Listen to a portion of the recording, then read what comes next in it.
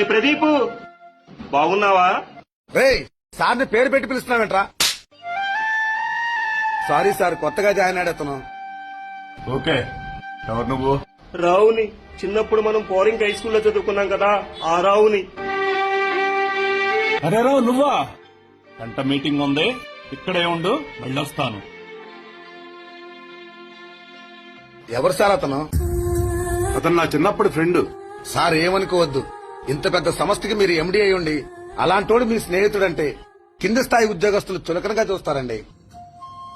అయితే ఏం చేద్దామంటారు? ఉద్యోగంలో నుంచి తీసేద్దామండి. అయితే పిలిపించండి. సార్ పిలిచారంట? అవును, నిన్ను ఉద్యోగంలో నుంచి తీసేశాం. సార్, ఈ ఉద్యోగాన్ని నమ్ముకొని నేను బతుకుతున్నాను. నా ఉద్యోగం తీసేస్తే నేను ఎలా బతకాలి సార్? అవునరా, నేను సెక్యూరిటీగా తీసేసి ఈ ఆఫీస్ ఎంప్లాయ్ కింద తీసుకున్నాను. అదేంటి సార్? వాడు నా చిన్ననాటి స్నేహితుడయ్యా. ఈ డబ్బు హోదా రాకముందు నుంచే వాడు నాతో ఉన్నాడు. ఇవాళ ఇవన్నీ వచ్చిన తర్వాత వాడు పేదాడని వదులుకుంటానే ఏంటి? స్నేహం చాలా గొప్పది.